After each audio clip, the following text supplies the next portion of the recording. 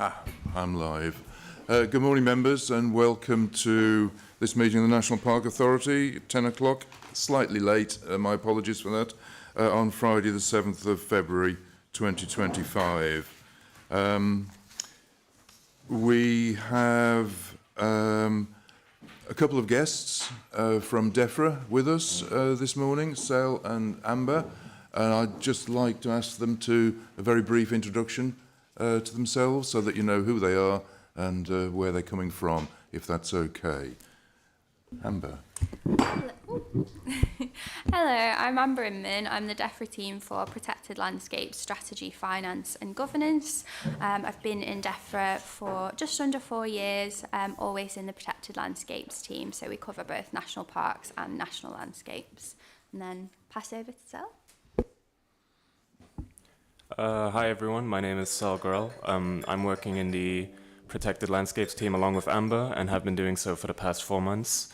Before that I was working in the Gambling Harms Consumer Unit and I'm helping lead work on governance. Thanks, Sal. Thanks, Amber.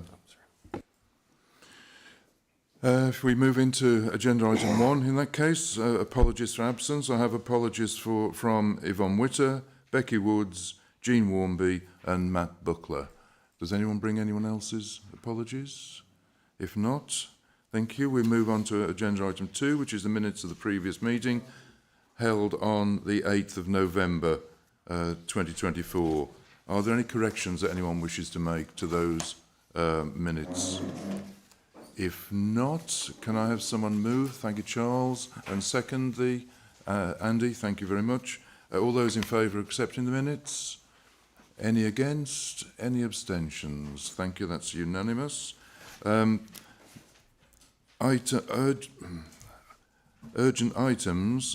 business rather, under item 3. We do have a paper to do with the local development scheme update, which has been circulated, albeit after the main block of papers went out to members. I'm proposing to take that as a new item 12 at the end of the decision items, because the current item 12, which is a request for approval of reasons for member non-attendance, I'm proposing that we drop, because Andrew has been able to attend, his health has enabled him to attend this meeting, so the relevance of that paper no longer applies. So I just wanted to check whether members have had. Is there anyone who hasn't had a chance to read that paper, this additional paper on local development? That's good to see. So we'll, as I say, we'll take that as the new agenda item 12 in due course. I've not been informed of any public participation as item 4, and item 5, members' declarations of interest. Are there any declarations that anyone wishes to make? If not, once I retrieve part of my biro, we'll move on, thank you very much, to Chair's briefing, which, given that we only met a fortnight ago, you perhaps won't be surprised to learn that there's not much to brief you on. Phil, Chief Exec, and I met with MP Marie Tidball last Friday, which was very useful. She sits, amongst other things, on the Education Committee, MPs, and made some quite positive comments and gave us some positive advice about engagement with government through education, particularly health and well-being, for example, as she has her own physical disability, which has led to her leading on a number of disability issues. Yesterday, with Sel and Amber, we introduced them to elements of the Peak District landscape and some of the associated issues and the solutions that are being brought to bear to solve some of them. Others are at the moment not solvable, and we harried them at length, I think, over a variety of issues. They fielded them, the comments adroitly, I think is the most appropriate term. So thank you for that, and we'll be hearing from them, from Amber and Sel shortly. Just on my briefing, the two things I just want to both remind members about, bring to further attention. One, the reminder is there's an email gone out from Emily recently about the cessation of providing printed material for members at meetings in the spirit of the cost savings. It was the basis of what we initiated several years ago with the provision of iPads to members so that we became more digitally focused. Given the costs, not least of postage alone, of items, there are 17 members still receiving hard copy. So we're looking to stop that unless there are exceptional circumstances. So if you haven't already seen the email from Emily, which went out a couple of days ago, I do address it, because if you have, in your opinion, a case to be made for exceptional circumstances for continuing to receive hard copy, then you need to respond to that email and get in touch with Emily. So that's just a reminder. Just to bring to members' attention a separate issue, there is a government consultation at the moment about standards in local government. And government is keen to hear not just from authorities, but from authority members, members of the public, everyone and anyone who has an opinion to express. So the closing date for that consultation is the 26th of February, which is, 19 days away. So if members are interested, and it could impact on individuals, I suggest you at least have a look at that consultation document. It doesn't take very long to fill in, 10-15 minutes, I think, if you're quick, and get your opinions to central government. It's often a case that quantity is the guiding spirit, if you like, in the way in which government responds to consultations. I'm not suggesting that quality is always poor, but quantity does matter. I think, excuse me, on that note, I'll hand over to Phil. Item 7, the Chief Exec's report. Have you anything to add to that, Phil? Yeah, morning members. It was just that in that report I tried to cover updates, particularly that have come out of government lately, and developments. And since the report was written, we've had very recently the Land Use Framework consultation published. So it was to draw members' attention to that. If you haven't seen it, it's another one where you can respond individually to that. Certainly, as a national park, we'll be looking to respond to that. National Parks England will be looking to respond to that as a collective response as well. So it's a really important document for protected landscapes. It's something that has been on the agenda for probably a number of years, it's fair to say. It's really positive to see this new administration taking that forward and putting issues out there for consultation on a strategic approach to how land is managed and used across the country. So it's early days, the consultation's only gone out very recently.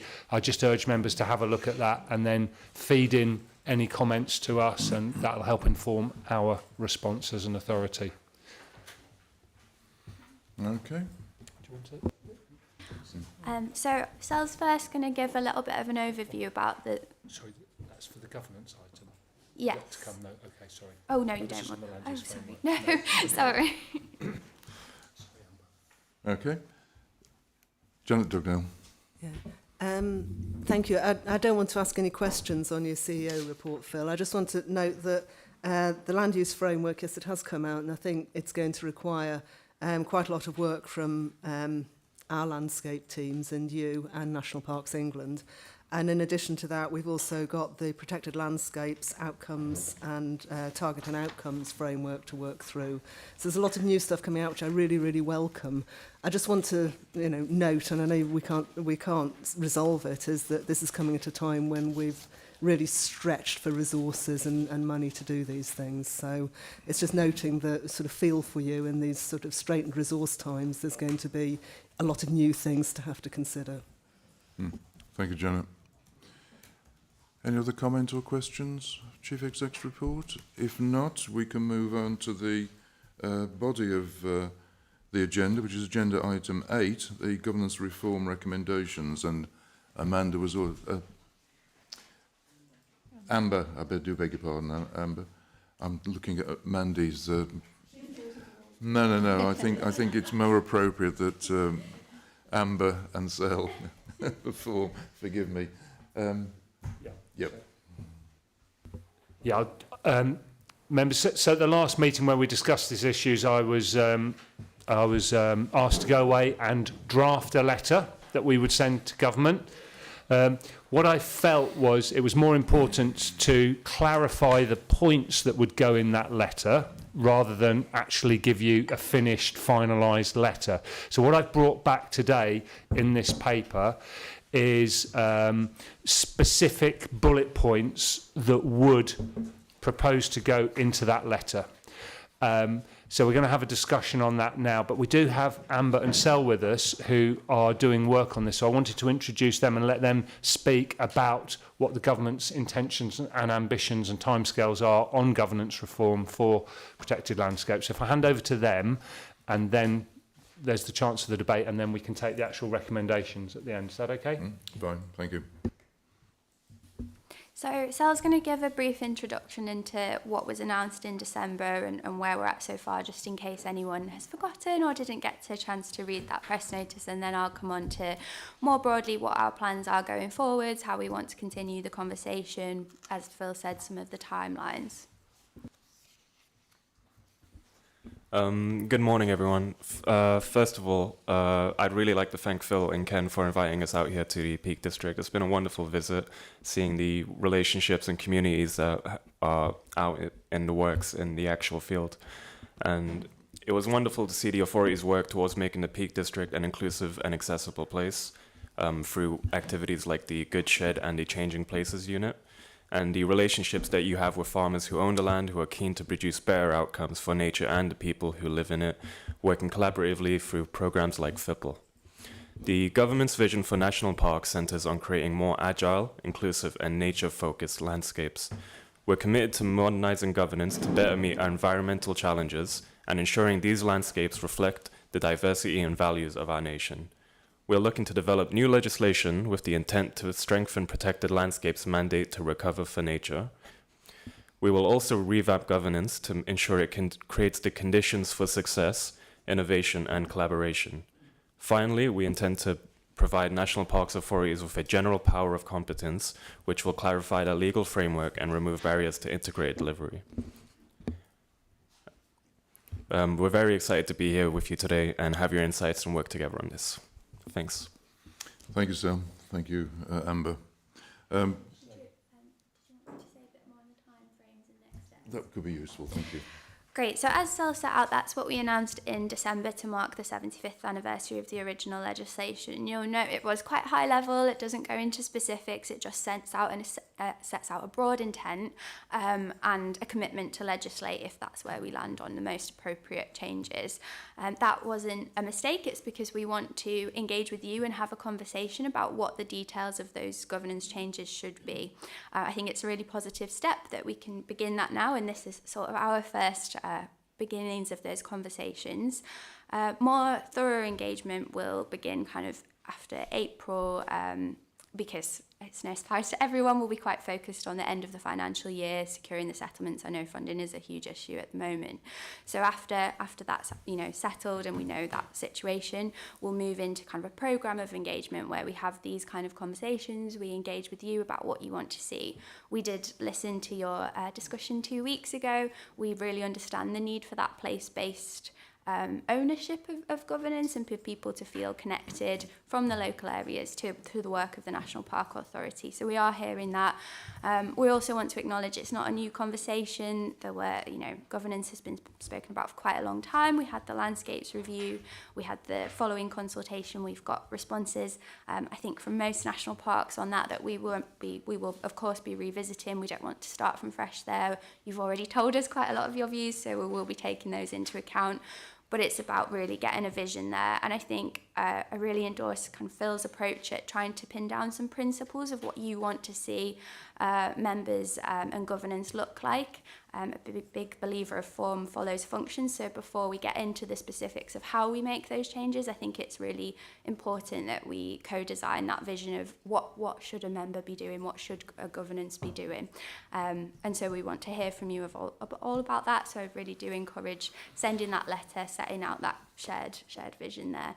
In terms of timeframes, as Phil's previous briefing set out, there is quite a lot of limitations within the primary legislation. So that does mean that we would need a legislative vehicle to implement kind of some changes, not all of them. There are things that we can discuss in the interim. We don't yet have that legislative vehicle, so that's something Sel and I will be working on at the moment to try and identify that, and only then will we have really secure timeframes. But at the earliest, we would be looking at a second session bill.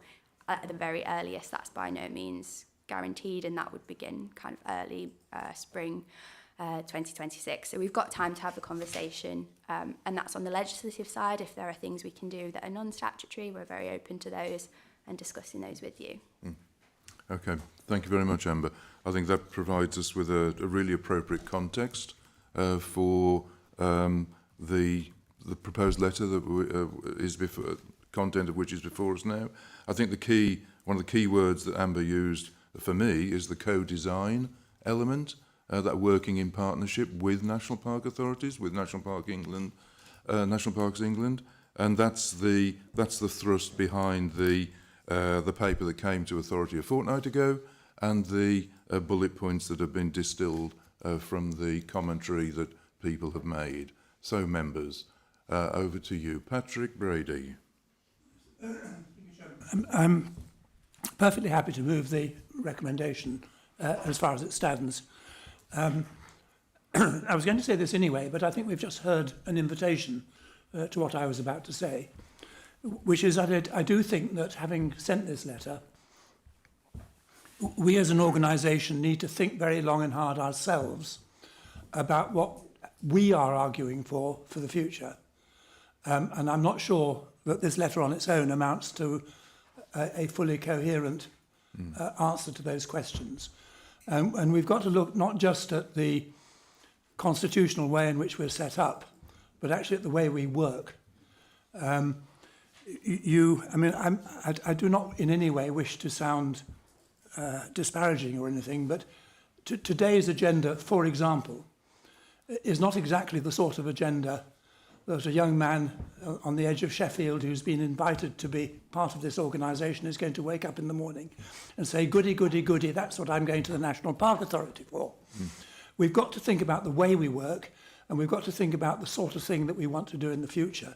So I do hope that when this letter is gone, as an organisation, we could sit back and say, now, how are we going to move it forward? We won't get everything we want, but what we do needs to be coherent and something which will lead us forward in the future. And I don't think we're there yet. But I'm happy to move the recommendation. Thank you, Patrick. Any other comment? Simon Thompson. Thanks, Chair. I just wanted clarification on what is meant by the words current imbalance in the first paragraph, because we refer in the second paragraph to our ambition to improve the diversity of the membership. So presumably it must be something else, otherwise I think the first paragraph is redundant. Phil? You want to? Rereading.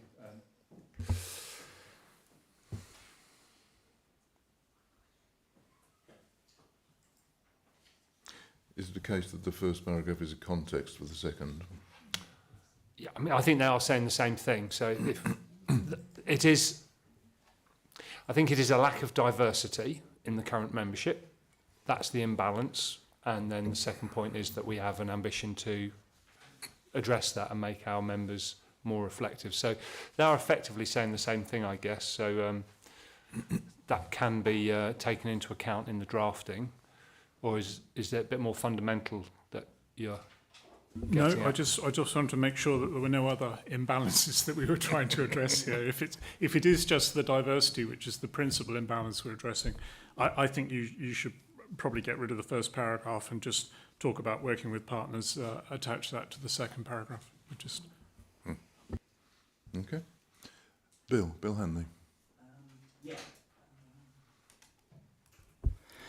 There's a lot of good things in the letter and in the previous papers, such as talking about current imbalance. I agree with that. Diversity of members, improvement of that. Probably reduction in number of members, yes, and maintaining a local representation on the authority. Obviously, I live locally, and I'm a local representative from a parish. And parishes, and I think that's essential. That there should be a very big proportion of local representation of people who live and work in a national park, who understand what's going on, who live and breathe the national park. So it's very easy that's not to disrespect other people who could be on the board, but I think that's absolutely essential that perform. Has a majority or significant number of people who live and work locally. I would also think in terms of skills and co-option, and because the process isn't transparent at the moment, I think there should be a transparent process of that, of who's co-opted, not the detail of who they are and how they were interviewed and so forth, but there should be set against a skills audit so that there's a number of skills such as maybe planning, heritage, landscape, conservation, ecology, finance, etc., to which members are appointed. And that is a transparent process so that everyone's aware of how that happens and how the board is then composed. Because at the moment, I'm not aware of what the process is. The people that appear, which is great. I mean, they're great people, but they just appear. So I think that's really important. Thanks, Bill. Yeah, please do. Yeah, Bill. Actually, we don't use co-option here on this in this authority. So co-option exists as an option. It's not one, as far as I know, that we've used very often. Other national parks do use it. There is a thing about if you're co-opted, you don't get voting rights. So you're there to take part in debate, but you can't actually make decisions. My sense from the last debate we had on this is that we wouldn't go down the co-option route because we feel we're already quite a large board. Co-opting would increase that size. Why would we co-opt? If it's about diversity, we'd actually have to co-opt quite a lot of people to actually make a significant change in diversity and given the size of the board. So I've taken out references to co-option in the points to government in the letter because I felt that wasn't a route we were going to look at, even though it does exist. Yeah, and just come back. Yeah, I meant appointment really as much as co-option really. So whatever appointment process is chosen, then it should be transparent against a set of skills. So rather than co-option, yes, that was. I appreciate that. So if it's whoever appoints, it could be the park or the Secretary of State or whoever. Yeah. I think I take your point about the skills element, Bill. We did invite members to contribute to a skills audit, but unfortunately only 14 members took advantage of that invitation. So unless and until we have a more comprehensive assessment of members' skills, it's a bit difficult to go down that road. So I would exhort members, if they were so minded, to complete any skills audit that, I got them. A number of members wishing to speak now. Got you, Ruth, but Kath, then Andrew, to begin with. Thank you, Chair. I think members ought to be aware of how we came to have parish representation. Sorry. In the 1975 Act, Environment Act, our MP, Patrick McLaughlin, had received so many complaints about the local people's opinion on being in the national park. And he introduced parish representation in that act. I think it was 8 at first, and it's obviously come down. But I think we want to realise that local people did stand up for what they felt was their rights. And he achieved it. And I call him Patrick McLaughlin, but I mean he's Lord now. Thanks, Kath. Andrew Hart. Thank you, Chair. It's nice to be back. And it's good to see you back. Thank you. The possible reduction in the size of the board, will there be enough members to do all the functions that we do? At the moment, I'm on Planning Applications Committee, but if you reduce the size of the board, will there be enough members will they have to go on to some of the other committees to have the numbers correct? That's a concern. Yeah, obviously you weren't able to attend the authority meeting a fortnight ago, but the same issue was raised by several members.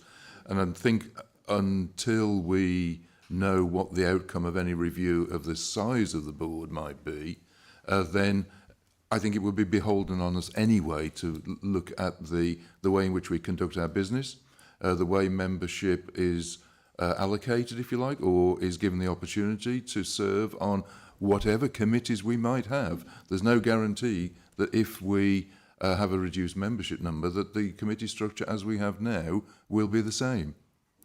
We would have to review it. But so I hope that fulfills, answers your... That does, but Okay. it is a concern. I'm sure.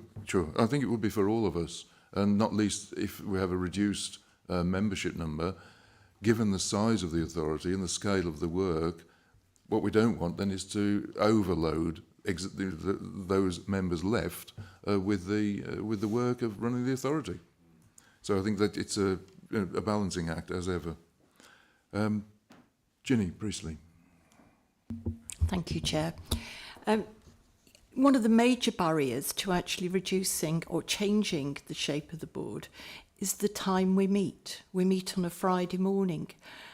If you're looking to get younger people onto the board, they're working on a Friday morning. So maybe we should look at when we actually hold our meetings.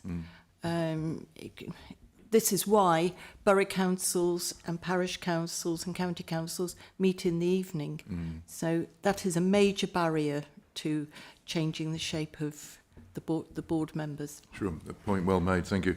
I think all these are the kinds of detail that, Amber mentioned form following function and things like that. We to an extent, and in response to Patrick's opening comments, we need to have some indication of what our shape, what our numbers might be in future, before we can begin to consider what might be the most appropriate shape and timing of our meetings. So I think there's it's a balancing act. What I don't want, what I would hope that we don't do, is put cart before horse and put a structure together that then isn't appropriate for our numbers, for example. But point well made, thank you. Ruth Swetnam. Thank you, Chair. Just a reminder and a point of clarification. The DEFRA appointed members, it is a very transparent process. That is a public appointment and they are advertised, and that's how you got us, those of us who came through that route. And in that process, certainly from my experience, there were very specific skills that were listed when I applied the time I was applied. So it was, they particularly wanted a set of skills to be represented, say, for example, in conservation, ecology, land management and education, which is what I responded to. They will have been different maybe for some of the other members. So it's just for clarification that those are very public and transparent.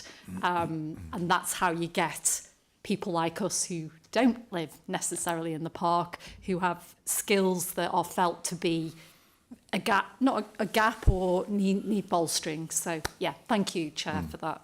Thanks, Ruth. And without wishing to pour cold water onto your enthusiasm, we have to acknowledge that there have been occasions in the past where the interview panel have recommended certain people to Secretary of State, and those appointments haven't been ratified, and we don't know why.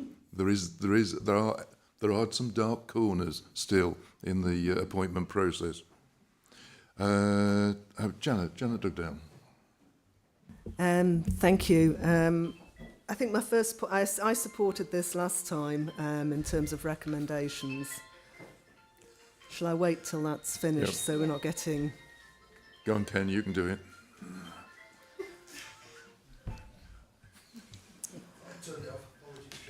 Okay, thank you. I supported this 2 weeks ago, and form follows function, I think, is very important. We need to be part of this conversation, otherwise we'll get something imposed on us. And that's the first thing, is this is being proactive in saying we can be part of these conversations and help co-create, which I think will get the best outcome. I totally agree we need to be, you know, again thinking about skills. It is a shame only half the members have filled in the skills audit, because that's a way, as I said last time, 2 weeks ago, of us working as members of the authority, regardless of whether we've come through parish election processes, local authority elections, and then co-option by the local authorities to us, or like myself and Ruth, who are National Secretary of State members. I completely support what Patrick was saying about ways of working. This is an opportunity to say, well, this is the members we've got, but behind that, there's a lot of work on how we work as a membership to support and guide the authority.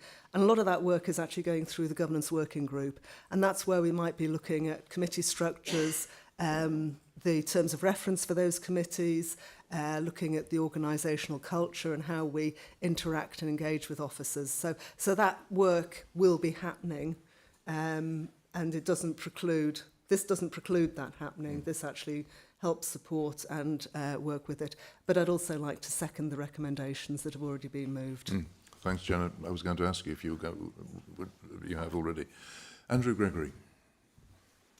Thanks, Chair. Well, I couldn't make the meeting a couple of weeks ago to talk about the recommendations, so I don't want to sort of go back over that. Apologies for that. I mean, I think for me, I agree very much with Patrick. I think in terms of what he said, not in terms of any comments about the letter, but just generally in terms of just where it's all going. And I suppose for me, one of the things is well, out of interest, you know, what do the officers think? What do the officers want actually out of this? What do the officers want from the members actually? You know, for me, who comes and goes, as it were, as a member of the organisation, it'd be good to know a bit more about actually what they want from us. From that. So I think that's the important part of the process in terms of the reviews. And the other thing is, yeah, it's all about skills. What do we bring? You know, actually, I mean, I did complete the skills audit. I don't understand why everyone wouldn't want to do that, because it isn't it about what do we bring to this organisation? And I try to think, you know, what is it that I could bring to actually help and assist? And my nature is if I'm not able to bring stuff that's of use, I don't want to be here, frankly. And, you know, in a way, I welcome the review if it means that we actually weed out a process whereby going forward, we have people who actually got the right skill set, are here and making a real difference. Because that's why I joined the authority for, to make a difference. And if I can't make a difference, because I'm nicest possible way, too old, white, middle class, live in Peak District, then so be it, you know, from that perspective, Chair. So sorry, I would have said those things I've been here 2 weeks ago, and I don't want to be controversial, but at the same time, you know, I think we've got to get this right. I think it's really, really important about it. So sorry if that sounds like a bit of a sermon, but No, that's fine. Where I'm coming from. You missed out the other important bit about being male. Sorry, yeah, absolutely. Well spotted. Thank you, Andrew. James Beresford. Thank you, Chair. Well, I'd just like to thank our colleagues from DEFRA for coming up. And I hope you appreciate that there is an appetite for change here, and that we want to be part of that conversation. This is not us grandstanding. This is actually saying, well, we recognise that actually we could be constituted rather differently. And as Patrick has said, this is the start of a process. And we want to be part of that process. So thank you for coming. Please note that we have an appetite for change, but please note that we want to be part of that conversation. It's interesting that you said 2026 for legislation. That does kind of knock it a bit further down the line. So I think if, and knowing how fiercely fought legislative spots are, that might be optimistic. Having said that, there is still manoeuvre for us to amend and shape as we go forward. So we recognise that you will be limited by a parliamentary time, but let's keep talking, and if we can affect change to the intent that Patrick has said, that it makes sense for us to do these things, then we'll certainly continue to be part of your process. Thank you. Thank you, James. Mike Chaplin. Thank you, Chair. Just on the skills audit, if perhaps a reminder could go out I'm one of those people guilty of not filling it in. You look at it and you think, well, I've got this, that and the other to do, and you know, it's just dropped off my to-do list. Sure. And as I dare say that's true for Yep. quite a number of other people. Yep. I agree with the comments that have been made by most people here, in particular Patrick, Janet, and James, and I'll be supporting this. I'm not going to go over those arguments again to spare everybody's ears. Yep. Thanks, Mike. We'll look to send out another reminder to encourage. Thank you. Ken Rustage. Only some really very good points raised. I note that 2026.3. Sorry, yeah, point 3.44. It's got the appreciates the current system with local democratic accountability, but also I think the key point is 3.4.5. The authority recognises that any proposed changes to national governance needs to be considered alongside the proposals for local government reform. I think that's the key point that they're going through right now, that basically talking about unitary authorities, getting rid of either whether district or county councils. So that will then dovetail in with the many areas round and about, not least immediately within the national park. So I think at the point 2026. But you know, my view of this is all very good, and I also, like Mike, would be supporting this. Thank you. Thank you, Ken. Rachel Bennett. Thank you, Chair. As many others have said, really welcome the move to looking at this and becoming more inclusive, becoming more diverse. Also, have we thought about our agility as a board as well, in terms of the terms that people serve, and allowing for more turnover in board members, so that we're continually sort of refreshing ideas that come into the board as well. So that's just another point for consideration. Thank you. Yeah, thank you, Rachel. I mean, that did form part of a consultation response we made 12, 18 months ago. So it has been lodged, but it's perhaps a timely reminder that that's an element as well that needs to be considered, taken into account. Mandy Martin. Thank you. Obviously, I'm a great fan of increasing diversity on boards, hence I've joined the Boardroom Apprentice programme. I think there is a danger in having preconceived views or ideas around the blockers for people joining boards. I find that most organisations in this day and age are very open to allowing their workforce time away to come and join boards, to increase knowledge, capability, which can then be transferred back into the workplace. Also, I think it's worth maybe at some point consulting or talking to potential future board members around what they see as the barriers to joining a board and how they can be more open to that. Yeah, thank you, Mandy. Good points. Any other comments that any member wishes to make? If not, the motion has been moved and seconded. Can I have a show of hands, all those in favour, please? Any against? Any abstentions? Thank you, members. That's unanimous. And I think I would endorse James' comment, Amber and Sel. Thank you for your engagement with this issue. And I hope I would endorse the comments that James made. We're open for business in this area. We're open to engagement. And we hope we can have a fruitful future partnership. So thank you very much. Okay, if we can move on now, members, to agenda item 9, which is the internal audit report. Sinead, anything to add to this report? Yes, just to note that we have discussed this at the Audit, Budget and Project Risk Group. We met 2 weeks ago and we have discussed all the papers in detail. Thank you. Okay, thanks, Sinead. Excuse me. Stuart Cutts from Verito is here as well to answer any questions or to back up any answers that Sinead might wish to give. So, members, any comments or questions on the internal audit report? Block 1 for 24-25. Janet Dugdale. Yeah, it's a minor comment, is that one of the recommendations was the audit, budget, risk, whatever it's called, group, now does actually have action notes from the meeting we had 2 weeks ago. This was one of the internal audit recommendations, and we've implemented it. Oh, that's good to know. Thank you, Janet. Any other comments or questions? Ken Richardson. Yeah, it's on that actual point. We are a new group, we are finding his feet, and we are bringing rigour to our attention.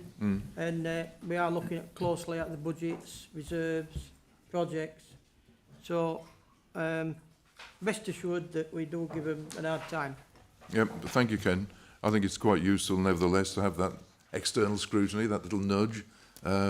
Some things sometimes we're too close to, and it helps to have that external observation.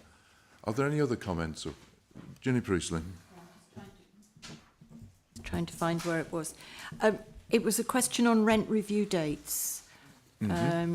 Has that now been amended so that we're carrying out the rent reviews on a regular basis?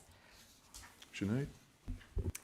So yes, you have to give your tenants a year's notice if you're going to put up their rents. So when the new head of assets joined early last year, she made sure that was one of the first things that was done. So everyone now kind of currently is coming up for rent review. Rent reviews had been done. It was more around the documentation of them, but there's those dates are now in the system, and they're being picked up as we go, and then we're data cleansing the asset management system as we go as well. So it's not that they haven't all been done, they just weren't able to be evidenced in the asset management system. But we've made sure that anyone who is due is now falling in line, and I can see my team getting the paperwork in to say from May, can you update X person's rent, so we can see the trajectory already. Okay, thank you. Any other comments or questions, members? If not, we have a recommendation before us, which is on the board. Can I have Janet Dugdale move the recommendation? Is seconded, please? Charles Greaves. All those in favour, members? Show of hands. Any against? Any abstentions? It's unanimous, so thank you, members.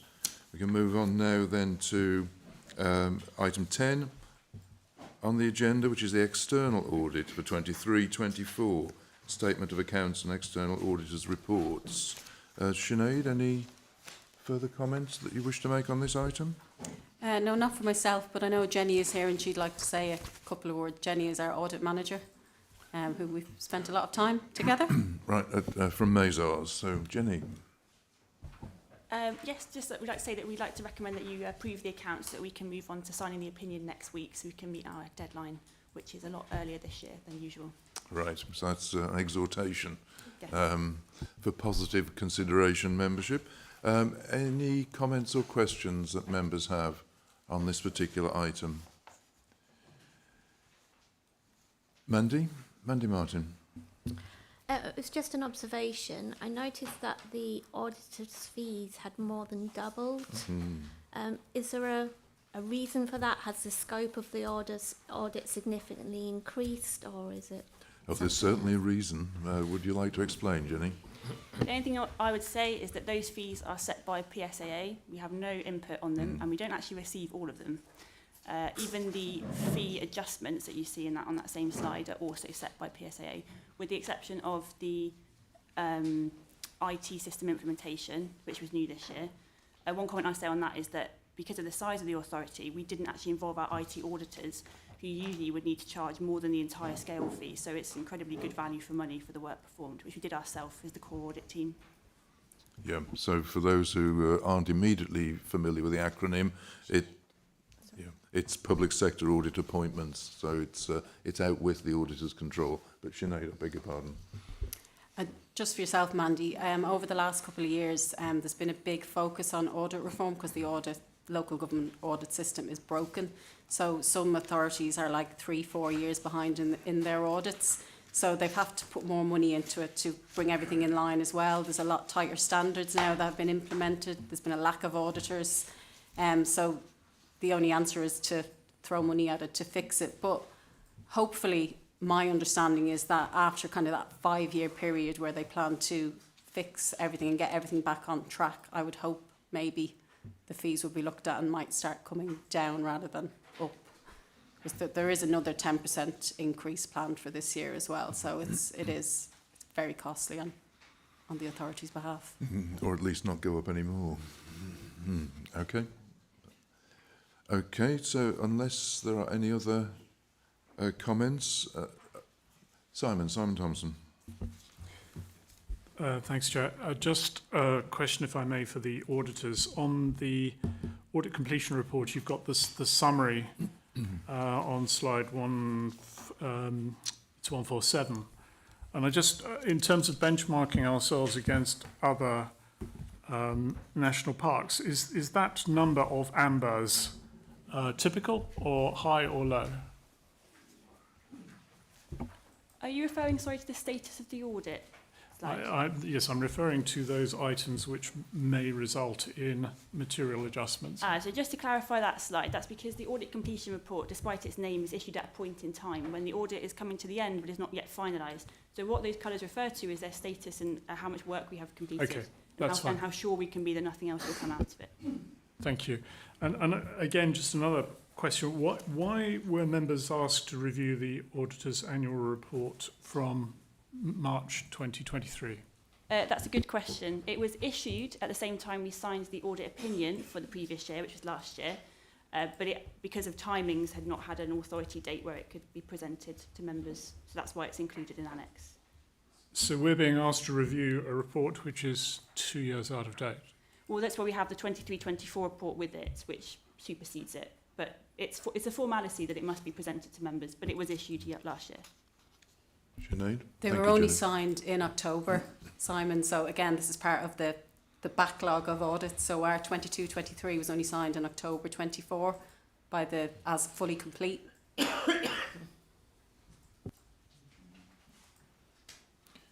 So it would appear, Simon, that we're a victim of the general delay in getting audit reports done and out and signed, yeah? Okay.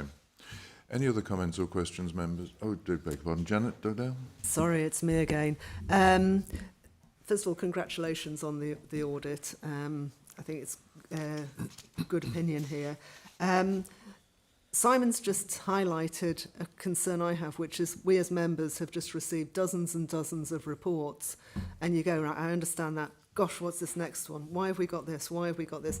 I do think it would be helpful for us to have some sort of map or explanation of why we're receiving what we're receiving, because we've just seen something, and Simon, who knows a thing or two about boards, has had to ask that question. And so could we have some context in the covering papers as to why we're seeing what we're seeing and how they all relate to each other when we look at future documents like this? Yes, absolutely. That's no problem. Thanks, Sinead. Thank you, Janet. Any other comments or questions, members? If not, we have a recommendation before us. Can I have someone to move that recommendation? Charles Greaves, seconded Martin Beer. All those in favour? Any against? Any abstentions? Thank you, members. That's unanimous. So we can move on to agenda item 11, the proposed change of date for the 2025 annual authority meeting. Phil, do you have anything to add to this? Yeah, I hope this doesn't mess up too many diary plans. We are having to change the date of the AGM by a week. We're swapping it with when a P&R meeting was in the diary. Now, the reason is that previously we used to have an AGM meeting in July, and the only business we did was AGM business. That was the end of the meeting. Then we would have another authority meeting in July to do normal authority business. What we've tried to do this year is combine those into one meeting. So we are going to have an AGM followed by substantive business to progress. That meant that we needed to have key staff at that meeting who could progress and present that business. And the original date of the AGM, those staff were not available. So we are now having, we would like to change the date by a week. We'll have the staff available to progress the substantive items. Overall, it's a saving in everyone's time because you only do one meeting in July, and it makes sense really if you're coming together to actually conduct business on top of the voting and procedural stuff that happens at an AGM. Bill Hanley and then Ginny Priestley. Yes, I've got no objections to changing date, and I can make both dates. I would say, as a general point, I've made this before, and I've not really had an answer on this, is that the dates are set a year in advance, which is fine, so we can all adjust our diaries to that, which I do. So the meeting 2 weeks ago was an extra meeting, which I couldn't attend, and other people couldn't attend. And I would ask, because we're asked to, our attendances are judged and published. There's where dates are changed and where you can't make those changed dates, that's not included as an absence. It can be included as an attendance, so it would be 7 out of 7 rather than 8 out of 8 for sake of argument. I think that's important because I think the whole idea of giving a programme is that you try your best to get to all the things, but where they changed, you can't do it, especially at short notice. So I would, if that's something I can propose, I doubt whether it is, but I would think that's just really important in terms of fairness and goodwill, really, to members of the board, really. So that's happened to me a few times. I've mentioned it before. Yeah. And I haven't really had a reply on that. Right, for which whoever might have been responsible, I shall offer apologies. I think it's a cogent point. I think that we should take it to the Governance Working Party to see how and in what way it can be included. I don't think we can sort it at this meeting, but I think we take it on board and take it through the governance group and come back to the authority with a proposal, a solution. Would that satisfy your concerns, Bill? Well, it would only satisfy if it was fair, really. But so you can talk about it all you want. But I think it just it's just a fair point because they're set a long time in advance, so we've got a chance to tailor what we do. Yeah. And where it's changed, especially at short notice, then we shouldn't be put at a disadvantage. So that's the only thing where I'd be satisfied. But you can talk about it all you want. Well, let's say hear what you say. We'll go away, come back with a proposal, and hope that you're satisfied by it. Phew. Ginny Priestley. I'd like to move the recommendation. Thank you, Ginny. Any other comments? Do we have a seconder for the Rachel Bennett? Thank you very much. All those in favour? Any against? Any abstentions? Thank you, members. That's unanimous.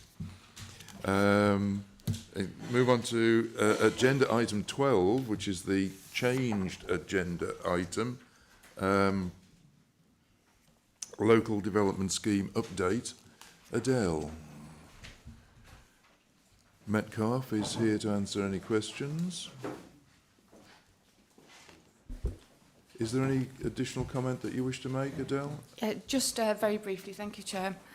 So the authority is legally obliged to write and publish what is known as the Local Development Scheme, or LDS.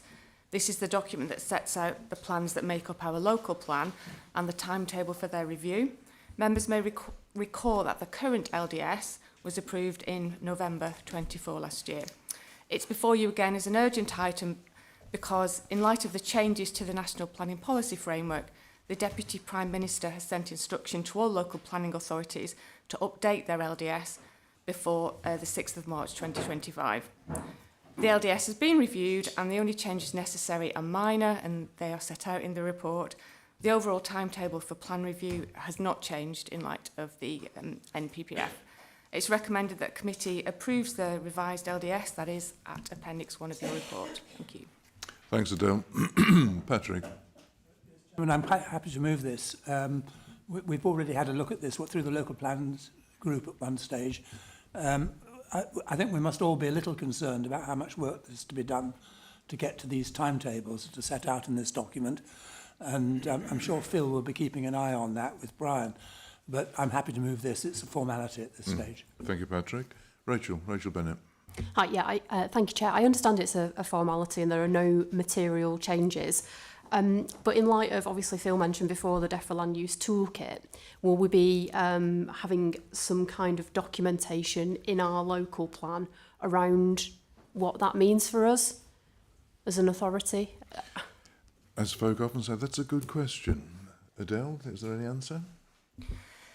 The drafting of the local plan will commence and we take we have to take into account anything that impacts on the local plan. So it's anything material that comes from central or local government, or indeed whatever the National Park Authority decides to do. So everything that's material we take into account in the drafting of the plan. So I think that's a guarded yes. Okay, any other comments or questions, members? In which case Patrick has moved the recommendation. Do we have a seconder? Andy Nash, thank you. And all those in favour? Show of hands. Any against? Any abstentions? Thank you, members. That's unanimous. In which case we move on to information items. Agenda item 13, a report from the Chair of Programme and Resources Committee. Janet Dugdale. Yeah, thank you very much, Chair.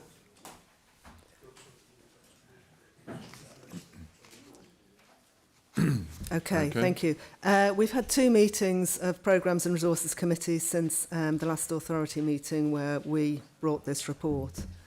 We had a meeting on the 6th of December 2024. The substantive item there was to provide approval for the Moors for the Future project to accept funding of up to £800,000 to enter into agreements with Rebel Restoration, which is a giving arm of Rebel Energy. This is to establish a sphagnum demonstration and field research lab at Featherbed North. This is seen as a good site as it's close to... Is it close to the Snake Pass? Oh, okay. It's close to the Snake Pass, which, if it's still open to car traffic, is a good education and demonstrator site close to transport links. And we also received a due diligence annual report as well from the due diligence panel. In January, at the January the 24th meeting, we approved amendments to safeguarding and occupational safety and health policies. We also had the substantive discussion item on the 4th of the management plan aims, which was thriving and sustainable communities. And thank you to Brian Taylor for that report and for discussing it. We included a range of things, including proposed changes to the measurement of standard housing need, methodology and national planning policy. We discussed sustainable transport and the local plan review. In addition, we looked at engagement with parishes and the role of the Parishes Day and the positive response that the planning team have had from the parishes for the parishes planning training. We also looked at information and engagement in the Shared Prosperity Fund and Business Peak District and the role that the authority has in engaging with that to encourage thriving communities. I would encourage all members to, even if you're not on programmes and resources, to look at those discussion papers, because they do provide a huge amount of relevant information to all of us. Thank you. Thank you, Janet. I hesitate to ask, but any comments or questions of Janet? If not, thank you. Thank you, Janet. And we move on to item 14 then, report from Chair of Planning Committee. Patrick Brady? Yes, thank you, Chairman. The December meeting was cancelled because of lack of business, which is the first time it's happened, as far as I can recall, in the 14-odd years I've been on the authority. And I think it's a sign of the times. It's a sign of two things, perhaps. First of all, there does seem to be a slowdown in the number of applications coming in. I don't know whether that's my imagination or not, but those of you who study the weekly list of planning applications, I think will have noticed that the list is somewhat shorter than it used to be. And it may also be a sign of the fact that after this period of time, we're all getting used to what the policies are and that sort of thing, and maybe things are getting a bit easier out there and we don't have to bring so many things to the committee. The January meeting had 5 or 6 applications on it. None of them, I think, of special note for this meeting, but it also included a list of enforcement notices that had not yet been fully bottomed out. I think that's the best way of putting it. Some of them had simply not been complied with. Others were being kept a very close eye on because nobody knew quite whether the person in question was going to stick to his word or not. And it's an interesting list because quite a lot of these are quite old and still haven't yet been resolved. And I think it will take time before we can get to grips with that. But it's good that this information is out in the open air and we can actually see what is going on. Not on the committee agenda, but in the background, and I'm picking up a theme that you picked up earlier on, you mentioned earlier on, Chairman. There is now another consultation out from the government, and this is on the future of planning committees and how they operate. And it's only just come to my attention in the last 2 or 3 days. But it does actually have some quite serious implications, particularly, I think, for national park authorities, because it is proposing that in future all planning authorities will have a common scheme of delegation as to what is or is not approved by a planning committee. Now, that might work in certain environments, but in an atmosphere when government is, I think, quite rightly trying to make progress with important applications getting approved and getting on, and houses being built and so on and so forth, they're doing that against a background where there are many authorities who, as soon as they're told they've got a big housing site on their thing, go, oh, no, we don't want that. But actually, national park authorities are much more positive than that. And I think anybody who studied the history of this National Park Authority over the last 10 or 12 years would see that it's the Planning Committee who has been promoting new housing, and it's the Planning Committee that's been promoting things for the environment and so on and so forth. And we're going to have to watch this very carefully. And for those members who are interested in looking at these things online and making representations to government, do it. And I would hope, going back in the conversation, the one that Phil mentioned about nature, was it nature recovery? I can't remember now, protected landscapes. Could we actually have a link to that so that we can find it quickly? And you could perhaps do the same thing for the one on the future of the Planning Committee, because I think they are worth looking at, they are worth understanding, even if you don't feel the urge to make a representation on them. Thank you, Patrick. That's useful commentary and insights. And I've asked Angela to also send out the link to the standards consultation as well. Okay, but for the benefit of those who haven't, Kath Potter. Members may be interested to know that when I first came on the National Park, we had 2 planning meetings. We had the major and the minor, and you'll remember that, Ken. So there's a lot more time given up by members to actually attend site visits and all these other meetings. Yep, and as I recall, there was a lot of streamlining because of the workload pressures on members as well. So it's the yin and yang of committee life, I think. Right, I think in that case, thank you, Patrick, and thank you, Janet. Move on to the final item, which is reports from outside bodies. None have been submitted. I would exhort members who are on external bodies to seek to submit the occasional report, just so that the entire membership is aware of what's being discussed at these meetings and what relevance it might have to the authority, to its operation and its functions. That is why you're there representing the authority, after all. On that, what I hope is a positive note, members, thank you very much for your attendance and your contribution to the day's proceedings. Thank you again to Sel and Amber for their attendance and contributions. And we can close the meeting. I suggest that we have a